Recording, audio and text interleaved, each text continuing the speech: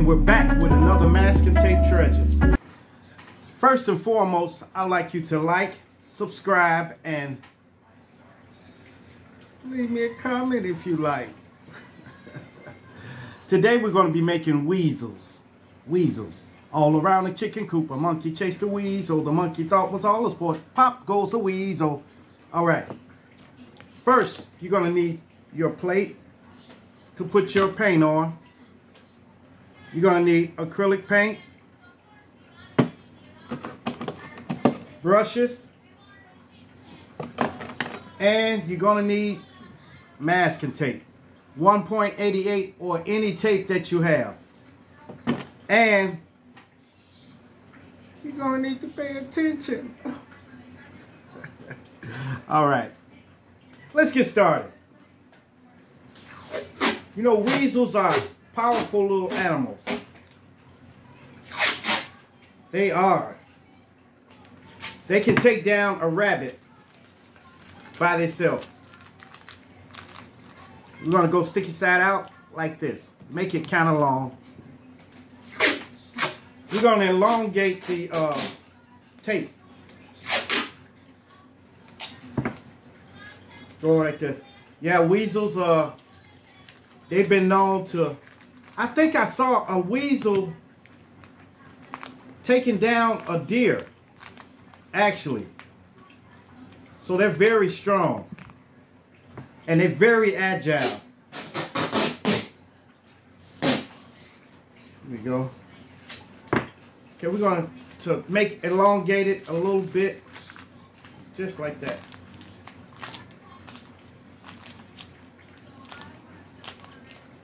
Like this. Now we're gonna start on the head. The head is like this. We want to ball it up and kind of make the tip of it like an oval. Gonna go right on the top with it. Like this. Okay. Then we're going to go on the arms. They have short legs. Very short legs. To where their stomach is almost dragging the ground. So, like that. You see that? I'm going to do the other arm.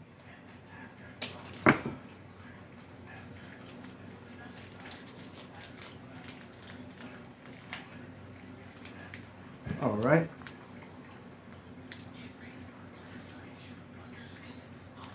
Like that. Like so. The arm. And we're going to put the little legs on.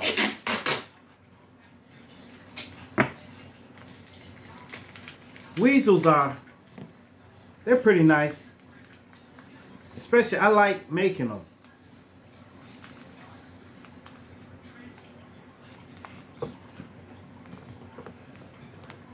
There, and get the other one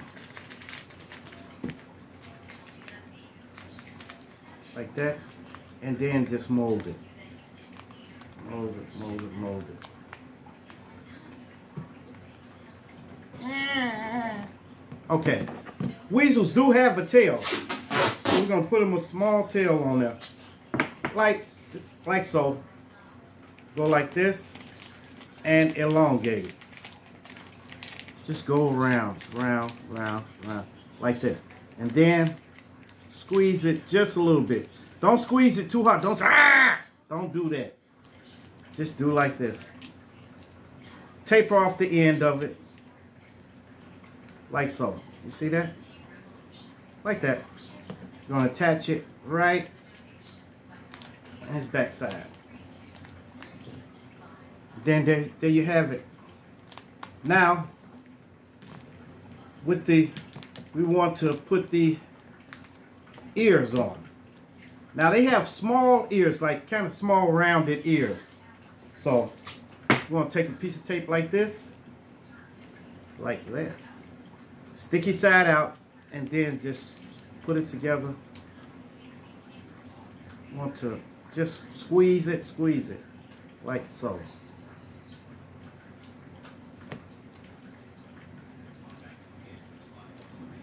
Go here, like that.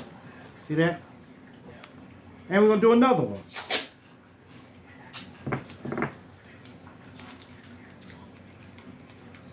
Squeeze the ear, squeeze, squeeze, squeeze.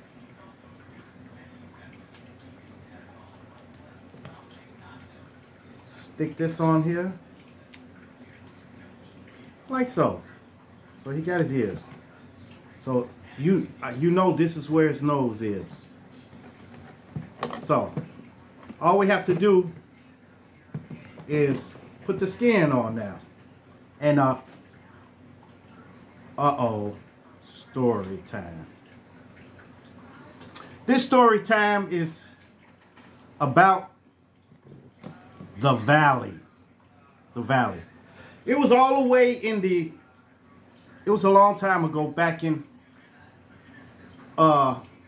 Bronzeville, Chicago, Illinois, Bronzeville. Deep in the heart of Bronzeville. Now, the valley came from Cottage Grove to King Drive, 47 to 51st. That whole area was the valley. And that's where I was from. You know, I grew up at, you know, in the valley in Chicago. The valley in the late 70s, it was kind of a bad place to come to. But if you were from the valley, you were okay. Everything was okay. Everything was okay. So people from other areas were afraid to come to our neighborhood, to the valley. But there was no gunshots or nothing. It was just fighting. That's back when that was prevalent, you know, fighting people instead of shooting. But nowadays, there's everybody shooting and killing people and everything like that. It wasn't too many deaths unless they drank themselves to death or did drugs or something like that. But it wasn't that many deaths then, back in the day.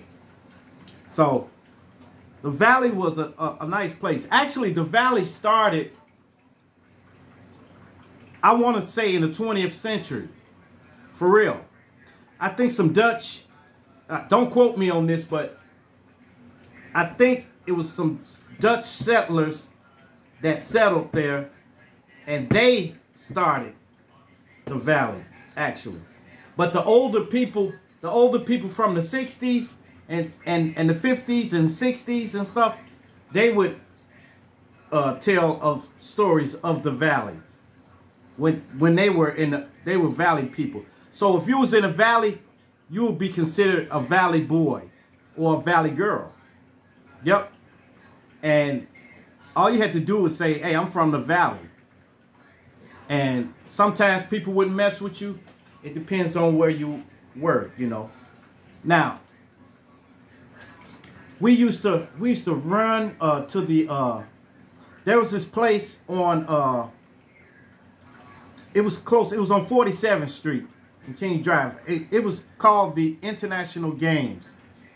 So, and I'm telling you, it had a lot of games in there. So we would go in there. We would hang out there. Or we would hang out at the candy store, which was, it was Astro's candy store. We used to hang at Astro's. So at International Games, it was beautiful, man. It was like, there was lights blinking everywhere, you know, and we would play games. And then they would have where you can play a game, and if you got the high score, you get to put your name up on the board, you know, and they give you a free pizza or something like that, something free. It was fun though, but you had to have money to do that, to play the game. So what we would do when we were short on money, to play the games, we would take the meters, the parking meters, and pop the top off of them with a screwdriver and take all the change. Take all the change out. We had endless amount of change, you know, to play the games with. Yeah, there was no, well, I think it was games. Sega Genesis wasn't out yet, so I don't know. There wasn't no games. There wasn't no games. We had to go to the game room, you know. We play games, and then across the street from there was a place that threw parties, and it was called the Bazaar, and they would throw parties in there. We would go in there and dance and everything like that, and see, and we would be out all hours of the night. You didn't have to keep your head on a swivel like you do now in Chicago. At that time, we just would hang out, and we would walk in a big group, like about 16 guys or something. We would go to a party, and then when we leave, we would just all walk, and then we would go home. It was nice. It was real nice. And we had a football team called the Pony Express, where we would play against different neighborhoods. And you know, because I know that real good, because it was this guy we call the Deep Freezer. I think they call him Deep Freezer because of the refrigerator, William Perry. But he was the Deep Freezer, and he was big. And I went up against him, and they hiked the ball, and he flattened me. Bloop. Knocked the wind out of me. He flattened me. So I saw why they call him the Deep Freezer. Shoot. I know he froze me. But we had fun then. Then it was, you know, we would hone in on our fighting skills. We would joust with each other. So we would box with each other or slap box each other. You know, some of them slap boxing things, those slap boxing things we used to do would really get intense. It would get really intense, you know. But slap boxing and just hanging out all hours of the night with a group of guys, just walking the neighborhood, walking to different corners. Just then, you know, we got older, and then we had to start working and stuff. But the valley wasn't like it wasn't as bad as it seemed. It wasn't as bad as it seemed. But other people thought it was terrible over there. They wouldn't come in the valley. You couldn't come over there unless you knew somebody over there, like you was a cousin or something like that. So when you go there, you just tell. If you wasn't from the valley, you would go into the valley. You would tell them, "Hey, such and such is my cousin." You know, so you had to have a name. You couldn't be walking up in there for nothing. You know, because you probably get beat up. You know, and I know it was Willard Elementary School where the kids would go, and then we all went to DuSable. So DuSable High School was a terror. Back then, it was really bad. But they were respectable to the teachers. But to each other, they would terrorize each other. You know, because I went through some bad times in high school where I had to, you know, where I thought about dropping out. So I was going to be a statistic like everybody else. So one day it had got so bad that I said, I'm not going back to school. I'm tired of watching my back, fighting and getting suspended and fighting and stuff like that. So I just stayed home. And my mother asked me, "What's wrong with you? Why you ain't going to school?" I said, "I'm not going back there. I'm not going back there." So after I said that, I went into the living room, and my father was up there. My father said, "Hey, come here." I heard you wasn't going to school. I said, look, I'm tired of getting suspended, fighting and everything. I can't even do my studies, you know, so I might as well just drop out and wait for a while and then get me a GED or something. So he said, well, you're old enough to do what you want to do, but I thought you were the one. I thought you were the one. That's what he said to me. And that stuck with me. That stuck in me. So then I went into the dining area and sat at the table and was drawing something, you know. But it was nothing to do. Everybody else was at school. I was at home. So I was drawing and stuff like that. I went outside, walked around. Nobody's there. Nobody's there. Then I went back to the dining room, sat down at the table, drew something. Because I used to draw then a lot. And then I fell asleep at the table, with my head down on the table. Fell asleep. And I dreamed that I had crashed through a mirror or something. It was a mirror behind me, I know. And I dreamed I fell through it, you know. And when I woke up,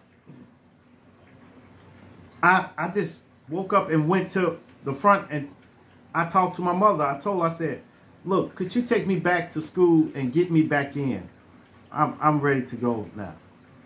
And she took me back to the school and talked to the principal and stuff like that. And then they got me back in. But then after that,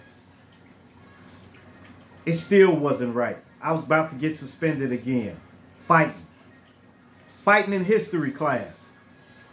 So after that, they decided, they said, look, we got a program where you can go to a different school until you graduate.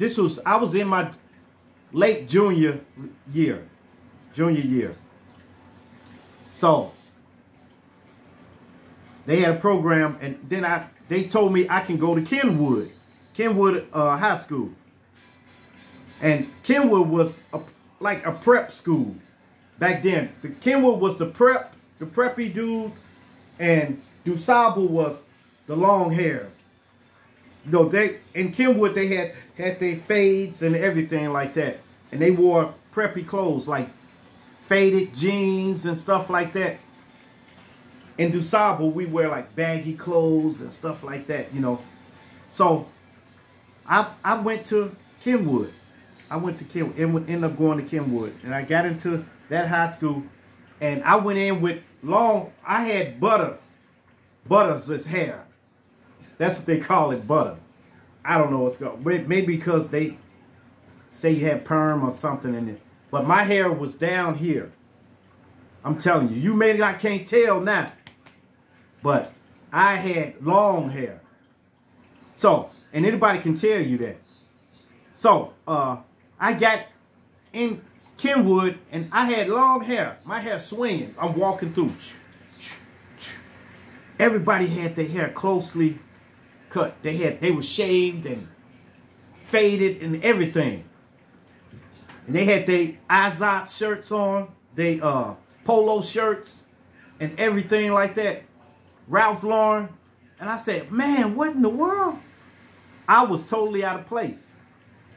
So the next day, I went to the barber and I said, cut my hair, man. Cut my hair. So I got the barber to cut all the sides off all the way around and leave hair at the top. Leave hair at the top. So then I was able to fit in. Then I put jeans on. We used to fade one leg of the jeans. So we get a brand new pair of jeans, blue jeans, stick one leg into bleach. One leg into bleach, and then put it in the wash machine and wash it. And then, you know, like that. So I got some jeans like that, and I got a polo shirt. I had a polo shirt, but it wasn't Izod, or it wasn't, you know. So I got the little logo, put it on there and stitched it in there. Nobody could tell. So I got a polo shirt with that on there. Then later on I bought some, but I had to, you know, dress like that. So I got in there and it was real good. It was real good. Matter of fact, I met a cousin of mine. My cousin was going to Kenwood. And I didn't even know he was my cousin. Because I hadn't seen it since we were shouties. Well, since we was little. You know. I didn't know he was my cousin. But we clicked just like this. We clicked immediately. So we clicked and then we were hanging together. And then he was walking. He said, I said, man, you just like you say stuff just like we do. He said, what you mean? He said, I said, yeah, you say stuff like my family do. You talk like my family. Because he was saying little phrases and stuff that we would say. He said, you know what, you do too. I said, yeah, straight up, man. I said, man, who's your mama? Who's your mama? And he told me his mother. I said, and I told him my mother's name. He said, I got an auntie named, you know, that. And I said, I got an auntie named that. And then we found out we were cousins. And that was it. It was on then. It was on. We clicked. Yep. Yep, but I ended up graduating from Kenwood. Kenwood. And it was nice. It was really nice. That taught me a different side from where I was going to high school. I had thought every high school was like that. Every high school had people with long hair with braids and stuff like that. But that showed me another side, you know. And after I graduated out of there, I went back to the valley and something came over me. I just had to get out. I had to go. I had to go. So I started talking to people in the neighborhood. Say, hey man, what are your plans for, you know, for the future? What are you planning on doing for the future? Some of them didn't have no future. Some of them did. Some of them had dreams that they wanted to do. You know, unfortunately, most of them, you know, are dead now. You know, they didn't get out soon enough. They didn't get out soon enough. And it's terrible. It's real close friends that have died, that are from the valley, that have died. And hey, yep, it's bad. It's bad. Some of them I've talked to about the future, about what are their plans on for the future. It was only one that I know. Well, it's several of them I know. But one in particular, he was my best friend.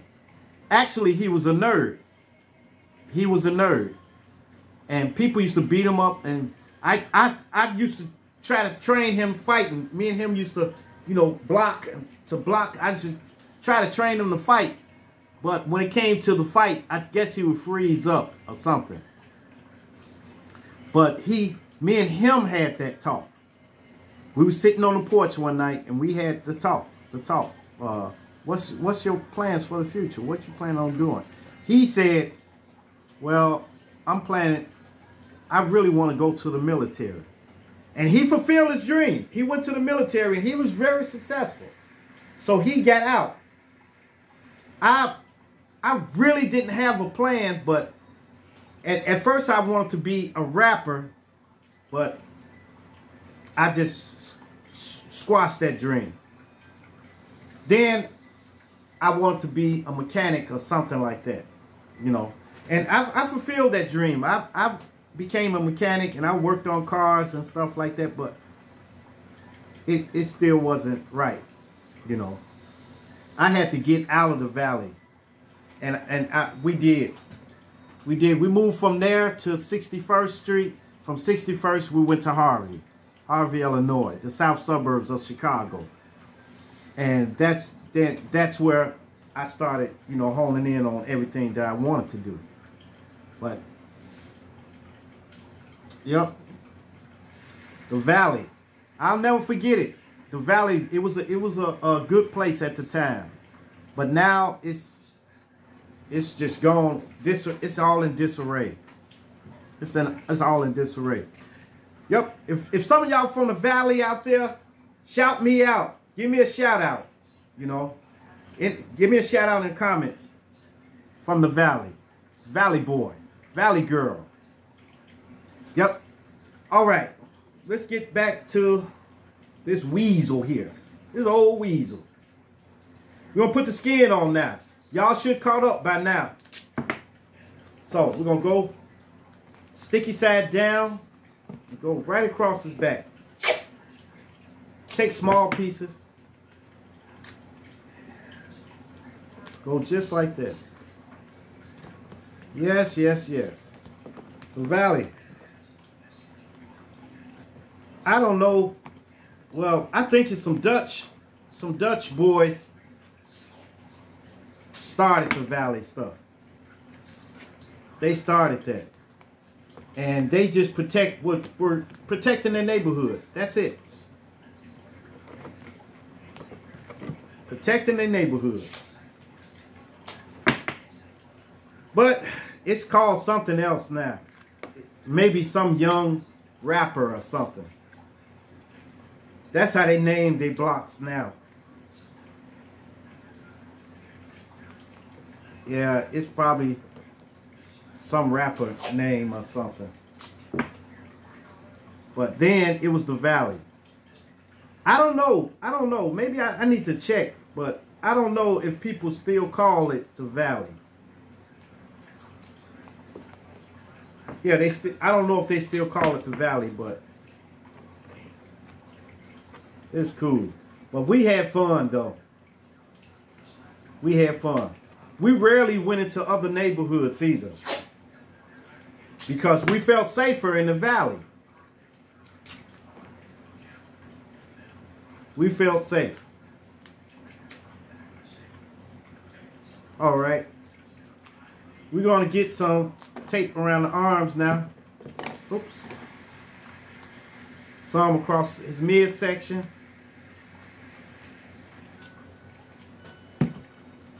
Just going to keep putting tape all around. Small pieces like this.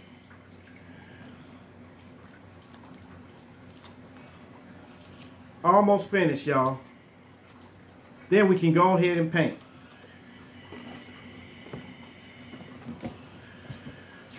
Yeah.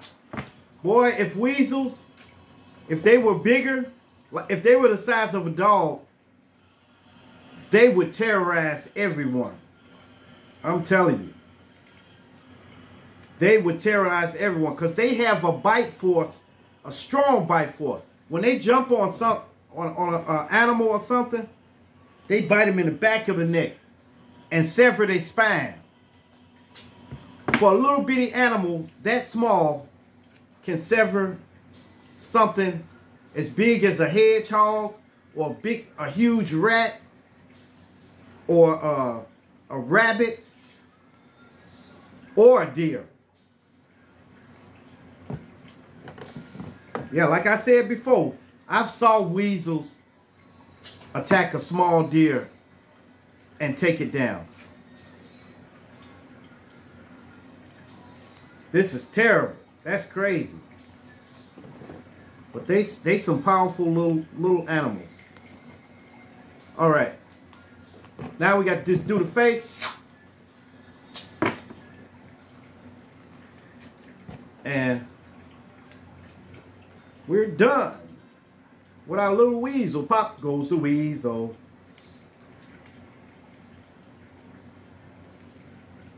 All right.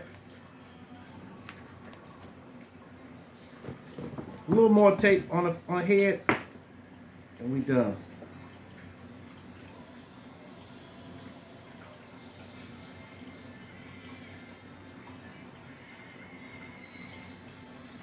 All right, there you have it, the weasel.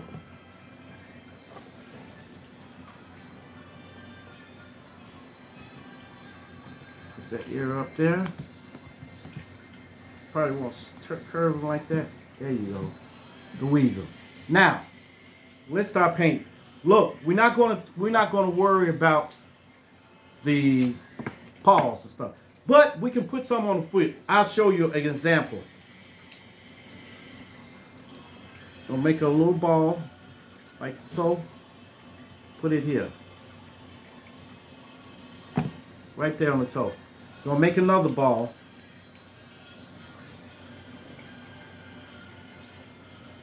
Put it next to that.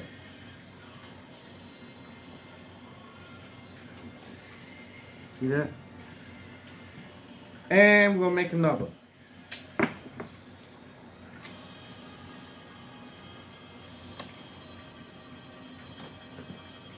We're gonna put 3 of them on here.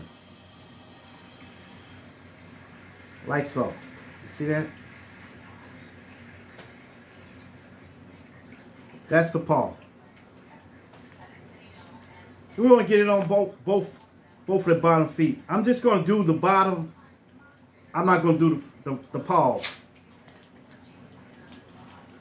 because this is running on too long. I've been trying to get it to shorten the video out and stuff like that, but it ain't happening. It's not happening. But I don't want to stop the video and then come back with it halfway finished and then go back and then have it. I want you to get the full experience of it. I want you to get the full experience. There you go. Okay, now, as far as the feet, we're going to take a little small piece of tape and we're going to go right over that. Right over that, and then press it in to let it dent in. So, see that?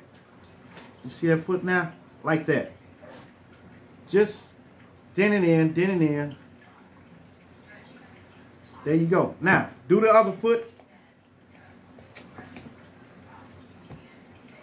Put a piece of tape on it. And take your thumbnail, press in there. Press it in. So you can see the claws like that. There you go. All right. Now we're going to put the paint on it. Now we're going to take the paint. I'm going to take a little orange again. I told you I like this color. And a little blue. But you can do it brown. You can do it brown or white or any color. I've seen white ones before. Just want to do it like this. Mix, mix, mix, mix, mix, mix, mix, mix, mix, mix, mix, mix, mix. And just gonna go around.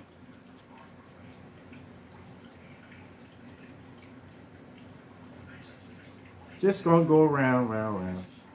Just want to make it just a weasel. Leave the chest. Don't do the chest yet. So the chest is going to be white. All of this is going to be white. So don't do that. Just do the back part. Like this. Yeah. Usually I would do these and I would put a mouse in front of them. A little mouse.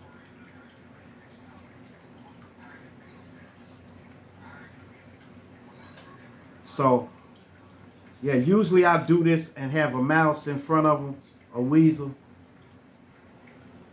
Like the mouse is asleep. The mouse is just laying down asleep. Nothing. It's nothing. He was asleep. All right. There we go. You're going to get over on the foot. A little on the foot. And get the other foot.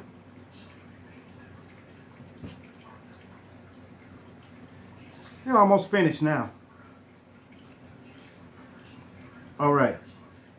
Make sure you save the tip of the tail too, because that will be white.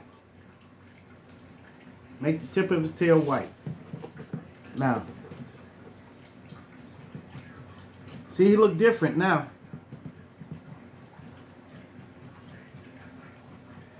Save the tip of the tail.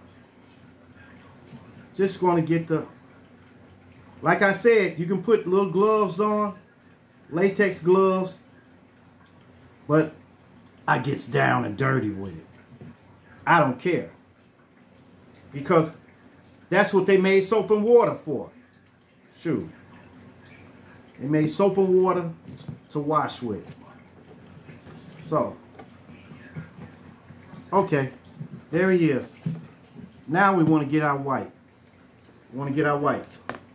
And, oh God, yeah. Gonna get some white.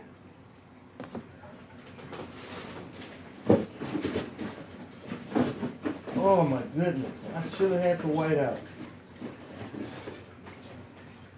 Maybe this is enough.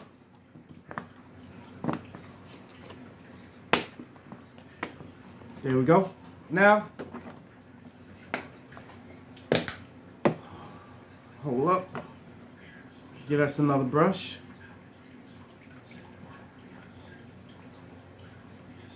And we want to do like so.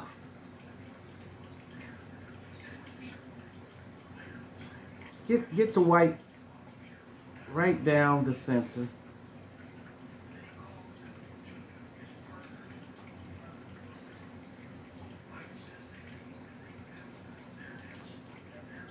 Now, if you have a toothpick handy, take it, and we want to go just like this.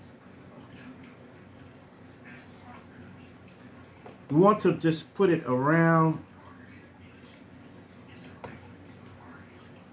I'll show you in a few minutes what I'm doing.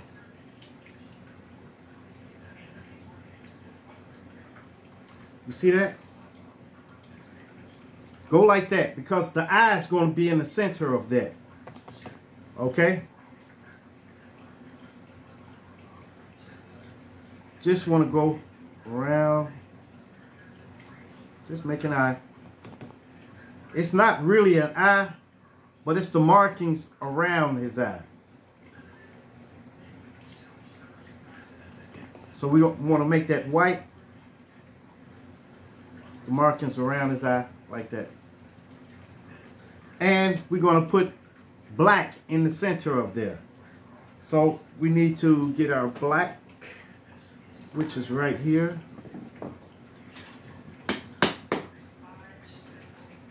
Just get a tad bit of black. We don't want to take a lot.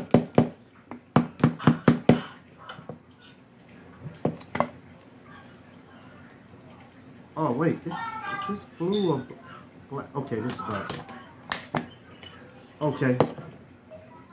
We'll take our toothpick again and just dot it. Just dot it.